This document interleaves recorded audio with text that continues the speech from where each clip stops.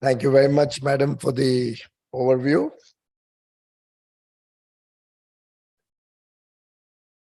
Mr. Dr. Deepak Mishra, Director of the ICRIER. Mr. R.S. Subramaniam, Vice Chairman of EICI. The authors of the report, I've just had a chance to glance at it. Seems very, very interesting.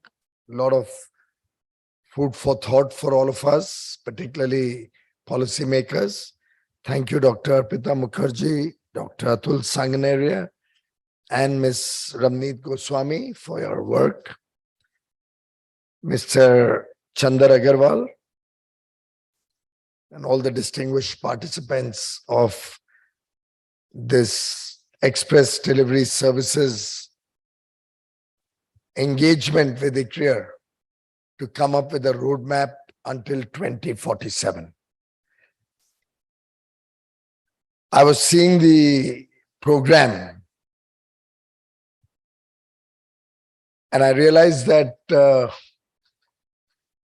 what Prime Minister Modi has very often been talking to us about logistics becoming the centerpiece of our attention, more particularly recognizing that this will be an important element which will determine our journey to become a developed nation. It will become more and more crucial when we are looking at international trade in a big way. Is possible looking at the enthusiasm of the industry. We can make a difference to India's overall logistics ecosystem. And I think if we work together in this spirit of partnership, we can actually implement several of the recommendations which I could on a very cursory glance see are day-to-day problems that probably I've also faced when I was running industry or importing or exporting goods. In fact, half my work in the government has been very much influenced with my own personal experiences dealing with the government from the other side. And therefore, normally, I would not have expected ICRIER to play that bridge between the government and the industry, as well as I can see in this report. And I'd like to compliment you, Deepak, Arpitaji, and your entire team for engaging with industry and with government and trying to bridge the gap and come up with these recommendations. Thank you for that effort. And what I would suggest is that we do a deadline-based, a time-bound arrangement where the team from the Ministry of Industry, which looks at the logistics division, where we have a very senior official, Sumita Daura. She's Special Secretary rank. Ahirwar is probably joining you in the afternoon session. So I'll have Ahirwar lead this initiative. Surinder Ahirwar can lead this initiative. Maybe Arpitaji from your side, along with her colleagues. Maybe industry, different segments of industry may like to dedicate one person. So courier industry could be one, from the shipping side, there could be another, whatever. And the days of COVID have taught us that hybrid working can really work. So I would recommend don't make people fly up and down from wherever they are. So we can get a flavor of people from all over the country, different regions. Somebody from the east, somebody from south and west. So that it's not just Delhi centric. And put together this team and in 30 days, convert this document that you have just now presented to us, Arpitaji, into a roadmap of delivering what you have recommended. So can I hope to receive your support on that? And 30 days means you'll probably have to burn the midnight oil or work on weekends also, because each one of you have your own duties or your own work also. But I look at it this way. You articulated about the growth in our exports. In fact, just to do a little more deeper dive into this growth, we had a period of almost 10 years where India's export of goods and services were range bound between $475 billion and $530 billion. Highest we achieved was, I think, 536 or thereabouts, 36 or 38 in the year 18-19. Then 19-20, we had lost the February-March period due to COVID, so it dipped a little bit. 2021 was a further dip. 2021 was about $500 billion, just so that we all understand what the story has been about. And that 500 was probably 206 billion of services and 294 billion of goods. That was the 500 billion we had. Of course, it was a COVID year, challenges many. And we had fallen from about 513 or thereabouts to 500 that year. Now look at the growth trajectory in 2 years. Of course, the post-COVID recovery gave us additional demand despite big challenges on the freight, pricing, costing, and difficulties of shipping. We were able to grow our goods from 294 to 422. So a massive jump. Services grew from 206 to 254. And collectively in 1 year, we grew from 500 to 676. And there was a lot of stress in the system. Most people felt that this is too rapid a growth and will be difficult to even sustain, forget grow. And that had been the historical truth, where we had always had a peak and then gone back a little bit. But one thing the Honorable Prime Minister keeps encouraging all of us to do is A, think out of the box, B, set bold, ambitious targets. What is that? Hairy, audacious goals or something? What is that famous? Big, bold, hairy, audacious goals. And C, don't live in the hesitations of history. Go beyond the past. Very often we have been held back because we always look at things from the perspective of this is how it has happened over the years. हमारे यहाँ तो ऐसे ही चलता है. And that's the changing mindset, which at least we are making a conscious effort to bring into government. I would hope that we'll see that impact on think tanks like ICRIER going forward. Think contemporary, think beyond the past, beyond the historical understanding, and be bold in our outlook. I mean, it's a complete misnomer to expect that there are limitations to each one of our stakeholders' capacity to perform. As they always say, it's the ordinary people who give extraordinary results. And I'm happy to share, as was rightly pointed out, that while we had, in my mind, thought that we'll keep a 750 billion target since we are celebrating Azadi Ka Amrit Mahotsav, 75 years of our glorious independence. At first count, everybody was hesitant. Gradually, as the numbers built up, they started saying we'll get close to 750.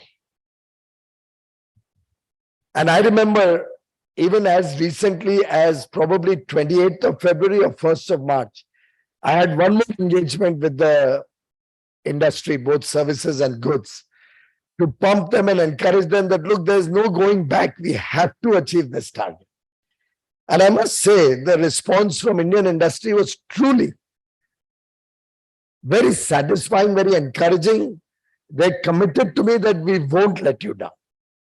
And I think the final number is going to be closer to $765 billion.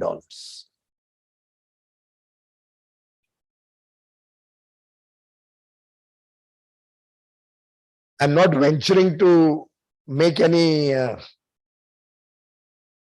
announcement or anything, but usually the services final number comes with a little time lag. So we'll get the number only about a month or so for March. And I won't be surprised, truly, I won't be surprised if we actually go up to the number that I had originally thought of when I drew the $1 trillion roadmap of goods and $1 trillion roadmap of services by 2030, to which one of you also alluded to. The 2 trillion roadmap to 2030, when I prepared that map, the number for the year gone by was 772. I'm still keeping my fingers crossed to see the services number. And if we do touch that 772 number, believe me, then I'll probably reset that $2 trillion target also. Because in these challenging times, barely coming out of COVID, a lot of inventory pile up, causing us a loss of business, orders getting cancelled, textiles losing out because of raw material costs being very high, particularly cotton. Freight did get right-sized towards the second half, but the Ukraine conflict caused another new stress. There were restrictions on export of iron and steel products, iron ore, large export products, wheat, some parts of rice, and a few more which don't come to my mind off the cuff. All of these restrictions would have cost us about anywhere between 12 to, and yes, the petroleum products. There was either a windfall tax or some restrictions on how much you can export vis-a-vis your domestic sale, which was absolutely the right thing to do. And considering that, we did lose out on the good side a little bit. Not a little bit, actually, probably upward of $15 to $20 billion. And therefore, on the good side, our growth will be about 6%. It's not as if the goods has not grown. It's grown from 422 to 447 at last count. Final numbers are still awaited. Services is estimated to cross 320 billion. Also, in a way, bridging the gap. So 206 of services has become 206 has become 320 plus, more than 50% growth, nearly 60% growth it will become by the time we get final numbers in 2 years. And why am I giving you all of this spin? Because it directly relates to your ambitions and your plans. Why did services grow so significantly, particularly in the post-COVID world? Think about it. And this goes back to 2015, when Prime Minister Narendra Modi launched the Digital India movement. The government has been very focused on taking digital availability across the length and breadth of the country. We must be one of the rare countries of this size and scale which has 4G connectivity across the landscape. In fact, many of the developed countries, when you go on the highways, you don't get a signal. Certainly don't get a powerful enough signal. Whereas by and large in India, save and except the times when there's very heavy overload of traffic, which probably they must be, I'm sure, addressing, maybe an IPL match or something like that. By and large, I don't think we have a problem on our digital connectivity. And through the COVID period, India is one country, and we had a lot of back office operations. We had a lot of R&D happening in India. We had a lot of engagement in the services side, in supply chain. So banks, Fortune 500 companies had an element of their entire supply chain on services, which had India as a hook within that supply chain.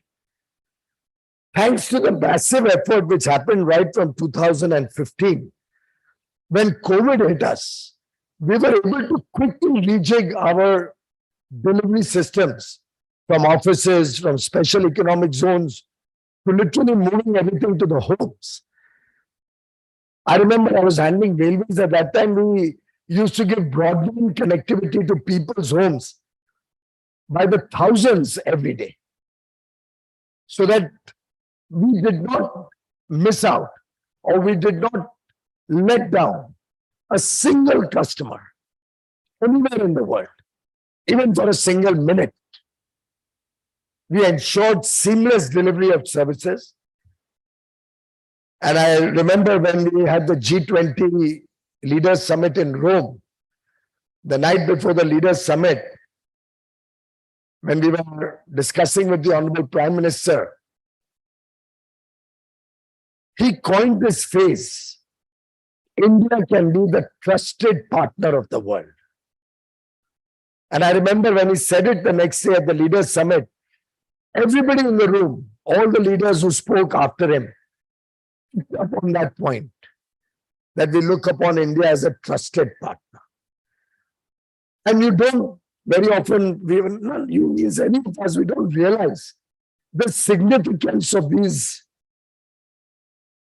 important interventions or learnings, or the messaging that goes out. And the message that went out was, trust India, deal with India, do business with India, involve them in your back offices, because you have a transparent, rules-based, honest ecosystem with high managerial talent, with high technical talent, skills unparalleled, hard-working people with a deep commitment to deliver. So services today is benefiting from our ability to do express delivery services through this huge digital network that has been created in India over the last 8 years. The time has come, friends, that we do the same. We duplicate that kind of a story in the logistics sector for goods. And that's where I think each one of us is an equal stakeholder. Government stands shoulder to shoulder with you. End of the day, it's all going to be about trust. It's going to be about transparency. It's going to be about our talent. And all of this will help us in our trade. And friends, you mentioned about EDS not being a premium segment. I think we should market it as a premium segment.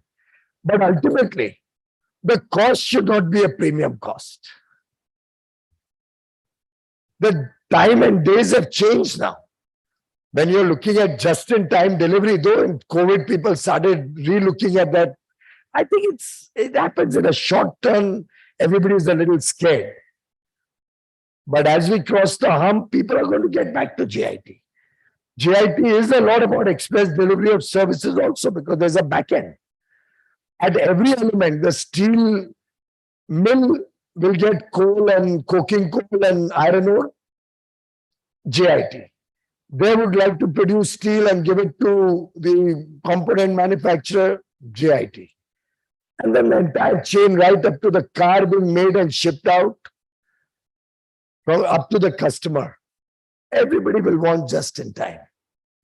So express delivery services, I suspect, is yet to come to terms with the huge potential that you have within you. And get out of the old mindset or the restrictive mindset that somebody will have to pay a high premium and only then you can be viable in your business. And for that matter, almost all of us must be using courier service now. Why do we do that? There is still a post department. Now the post has also then first started speed post, now almost nearly a daily or a one-day service to compete with courier. I think it's high time we all recognize that that is going to be the order of the day in the future. You will not be the exception in the freight or logistics ecosystem. You will be the norm. If you accept that as your guiding principle, then you look at scale, you look at efficiency, you look at the building blocks through technology, which can help you bridge that cost and make it so attractive that anybody looking for logistics doesn't have to look beyond you. And while, of course, we on our part through PM Gati Shakti are looking at smarter, faster implementation, or rather planning and implementation of projects, while we in the government through our unified logistics platforms, ULIP, are trying to make an effort to make it easier to manage the entire paperwork around the logistics sector. When we in government are looking at how we can build out large amount of infrastructure, and friends, 10 lakh crore in investment in infrastructure only by the government. If you add the effective investments through the state support that we give to each of the states, comes to about 13 lakh crores in 1 year. There was a time until not too far in the past where in a decade the government would not spend 13 lakh crores, which is planned to be spent in 12 months. And this is going up year by year. If you look at the last 3 or 4 budgets, it's almost quadrupled in 4 years. Railways budget, you spoke extensively about railways, because the 2 dedicated freight corridors will soon come up and have a significant impact. During COVID, we were able to, on the one hand, reduce or rather eliminate human loss due to accidents, but we were also able to double the speed of freight trains. And I think it continues to be far more efficient than it was maybe a decade or 2 decades ago. With the DFC coming in, it will get even more efficient. There are other DFCs which are on the anvil, which are being run through PM Gati Shakti to see its viability, which we hope we can implement in a public-private partnership. So the effort is in the right direction. But certainly when we work together, the efforts will become more fruitful, more outcome-oriented, will link us with the rest of the world much smarter, much faster, more cost-efficient. And I can assure you, the Prime Minister's vision for India is truly big and bold. I remember him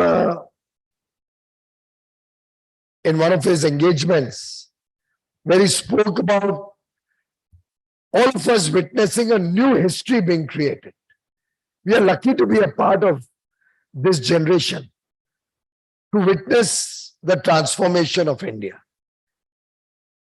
And the entire world, friends, the entire world is looking up to India with hope, with anxiety, and with confidence that we can deliver. So we have truly a huge responsibility on our collective shoulders. But I know our shoulders are very, very strong. I know that India has the capacity to deliver. And if one was to look at what has happened in the last few years, of course, we have an ambitious agenda going forward. And since you also played on the 76th year, you did that? He did that. I had not thought of it. I was still looking at the 75th year. But I just, I'm a little scared to say 76th ka industry ye na soche ke 77th year mein 770 hi karna hai. So while we are looking at bold goals, I'll share a small incident that happened. And since you also spoke about startups, we were having a startup advisory council meeting in Bengaluru about 2 months back. All the top venture capitalists, startup entrepreneurs, policymakers, all were there. It was a 2-day conference. And I was articulating the agenda of the government, or the way I see the Indian economy, or the government sees the Indian economy grow in the years to come. On a business as usual scenario, India will be a $32 trillion economy in 2047 when we celebrate 100 years of independence. Maybe Kier can also help us validate that. But I've done a lot of maths, I've done a lot of modeling. Many senior officials in government have done a lot of modeling. There's no question that we won't be a $32+ trillion economy by 2047, literally on a business as usual scenario. But considering the strong foundations that we are setting or putting into place in different elements of the business cycle, given the way we are looking at internationalizing our trade much faster, the free trade agreements, the effort to make India's exports self-reliant, the effort to encourage growth in goods and services, all of this gave me the confidence to suggest in that meeting that I see the number more like 35 to 40 trillion by 2047. I remember a lady in the right, sitting on my right, and she made the right noises, of course. She said that, sir, when we are looking at 2047, it would be appropriate to aim that the Indian economy should be a $47 trillion economy. And I love that. That's what we need from the young generation today. We need them to think big, to think that we can really achieve extraordinary results. Don't leave it for us, Chandar accepted, but the rest of us. Really, we are dependent on all of you to force us to perform more. You give us that drive, you push us.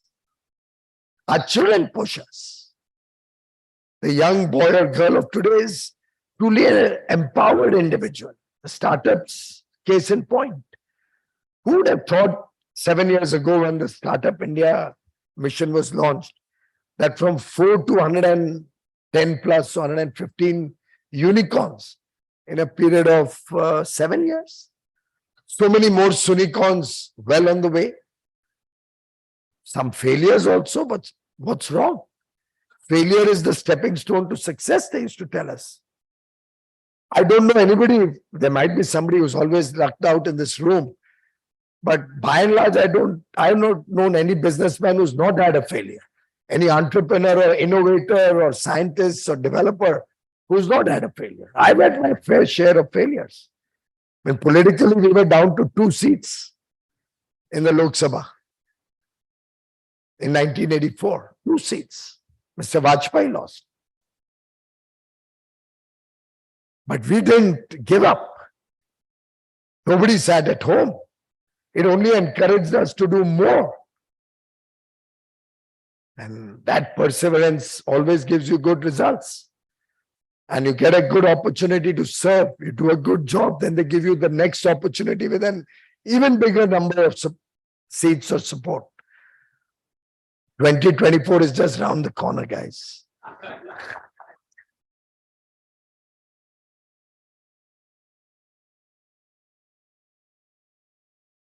And in a way, the 9 years of Mr. Modi's government is one of express delivery.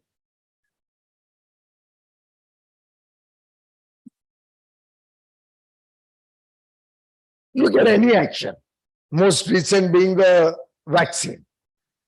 The speed with which India developed vaccines, the speed with which we ramped up manufacturing, the fact that we could do 220 crore vaccines administered in India seamlessly. There are places in Himachal Pradesh and in Northeast where helicopters were deployed or drones were deployed to even take vaccine for 4 or 5 families at the top of a mountain. Apart from that, we, of course, responded to the needs of less developed countries, the Pacific nations, the Caribbean island nations, the African nations who needed vaccines. I'm told nearly 27, 28 crores were exported at affordable prices or in most cases free of charge. Look at Turkey when they had the huge humanitarian crisis, the earthquake, series of earthquakes. India, and they are not our best of friends. I think we all know that. India was one of the first countries. Prime Minister Modi was right on it that send the NDRF teams there to help. In a humanitarian crisis, you don't look at other geopolitical issues. When Afghanistan needed wheat or food, we were the country to provide it despite all the difficulties in our relationship in the last year and a half. When we go into the speed of delivery of various public programs, UPI, huge example of express delivery of services on the financial services side. Because after all, by democratizing UPI and the payment systems, not only have we saved the country from large amount of transaction costs, we made it so affordable today that probably moving money has become at a zero or minuscule cost. But we've helped so many people, entrepreneurs, startups, banks, get an opportunity to play a part in our digital India or the financial inclusion program or moving payments to the digital world.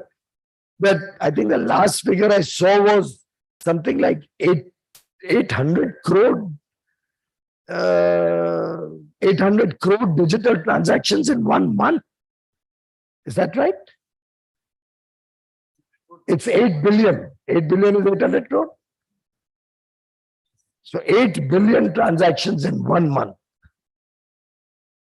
Total amount was some 125 lakh crores. Has moved, payment, money moves multiple times.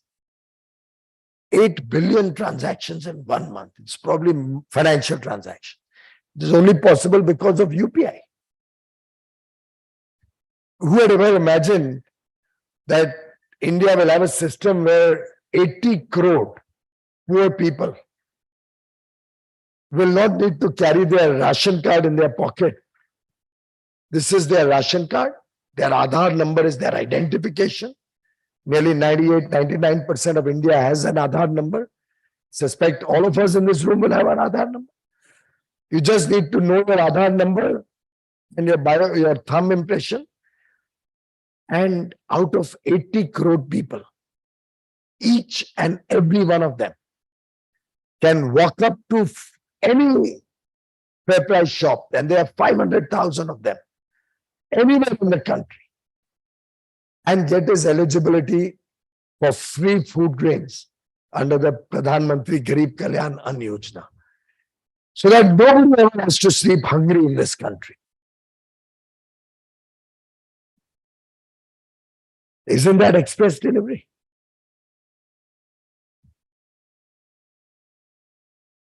Because I could tell you so many more stories, including the oxygen story. How India, which everybody was concerned that we'll never be able to meet the needs of oxygen. That was the only thing that really worked during COVID. We used to make 700-800 tons of liquid medical oxygen every day, 700 or 800 at best.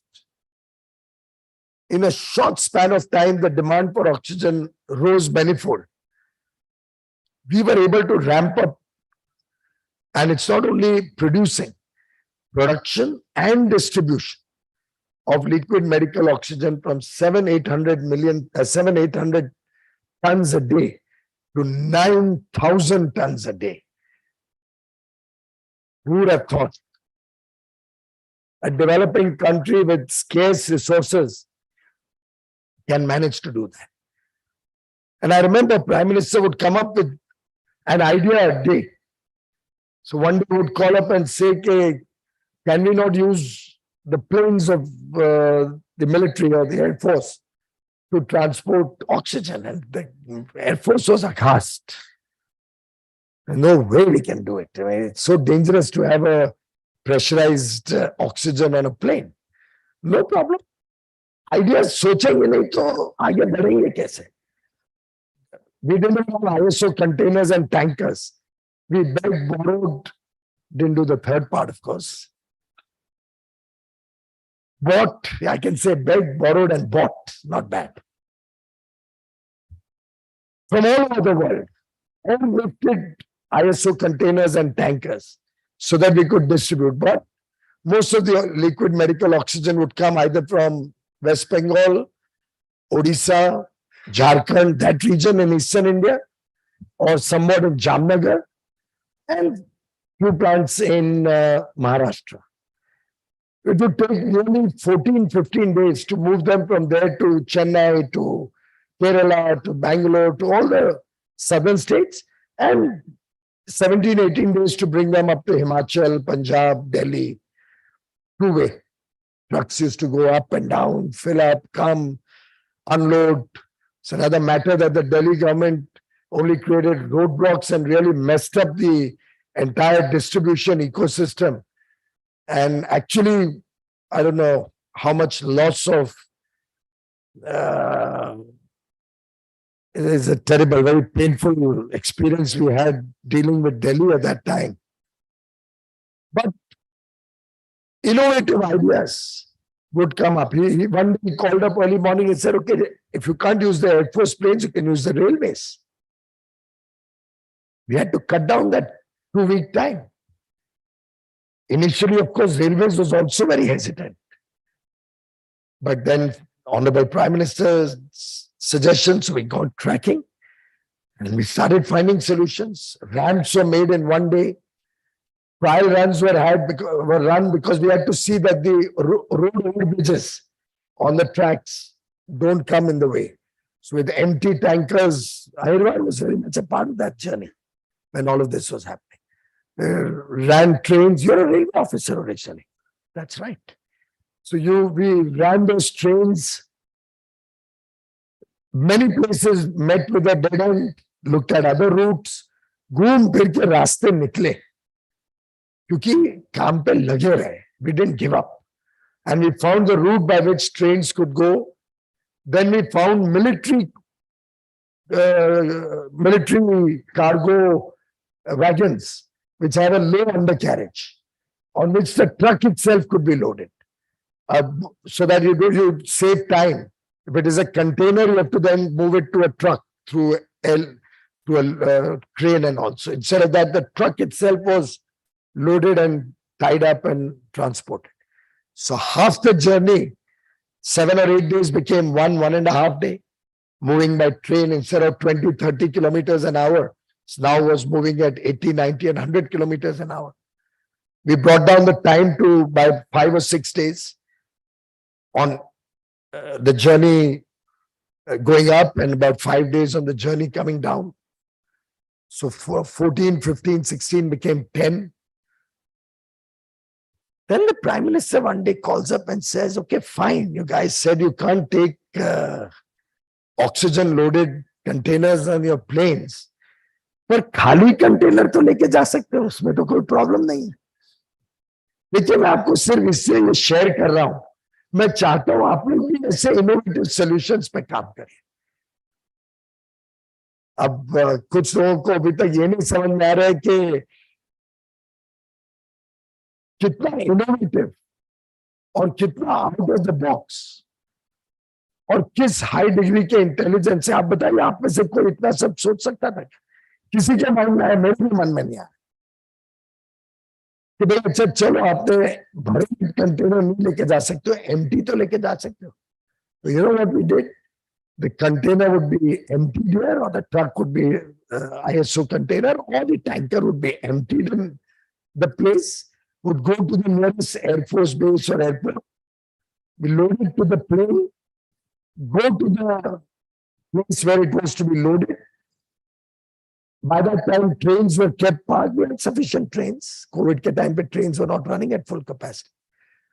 It would immediately load, come to the train, and loaded containers would move by train. So 16 days or 14 days or 18 days on the empty journey came down to few hours, and on the tank filled up came down to less than 2 days. And can you imagine how many thousands, maybe lakhs of lives we were able to save with this faster turnaround? Because there was no way we were able to reduce that 16 days otherwise. There was a shortage or a limitation to the amount of tankers and containers we had. We had converted all nitrogen, all argon tankers, all industrial oxygen tankers also to medical oxygen. All that purging was done, certification was done. Despite that, the sheer volume moving from 700 per day to 9,000 per day, moving through 3,000 kilometers, 2,500 kilometers both ways, was such a humongous task. But through the elementary ideas that Prime Minister Modi would come up with, and these would usually come up early morning. तो हमको दिन भर काम पे लगा देते थे. I'm just sharing this with you because that's what this government would like to see in the logistics space also. This is all about logistics, but see it in your business logistics space also. I think it's going to be about speed, about efficiency, about transparency, and ultimately earning the trust of the nation, of the world, of all the stakeholders. Speed will determine the success story of India. This is going to be India's century, as many eminent people have been saying. The delta from a $3.5 trillion economy to a 30, 35, 40 or even $47 trillion economy is so huge that we need 10 times the number of people who are in this room to be really coming up with newer ideas, newer ways of doing work. And if we work together using the PM Gati Shakti, the ULIP, the fact that we have a digital and very highly sophisticated technology strength in the country, the fact that we are fast moving towards sustainability with green energy, already electric vehicles are expanding rapidly. We'll have hydrogen vehicles come into the system. Ethanol is already 10% blended, will become 20% in the next 3 years. Mr. Gadkari is also looking at 100% ethanol cars, driven cars and trucks. So a lot is being done on sustainability, which would give us that edge when we are doing our international trade. Of course, it's also necessary for us to do it for our own very survival so that we leave behind a better world for the children. All of this, friends, is possible. Let's all of us work in that spirit of togetherness, work together to find the solutions that are much needed in this country. And I do hope the Express Delivery Services report supporting the journey towards India at 2047 will help us get the initial ideas, the initial kickstart, so that going forward, logistics should not be a deterrent to our growth, expansion, both domestically and in international trade. Thank you once again, Nikhil, for giving me an opportunity. Today is an auspicious day. It's Mahavir Jayanti. I'm half a Jain. My mother used to be a Jain before she got married into our family. So A very, very happy Mahavir Jayanti to all of you. And I do hope the simplicity and the high values that Lord Mahavir has always taught and which has continued to inspire me over the years will continue to inspire each one of you in your lives, in your work. Thank you very much.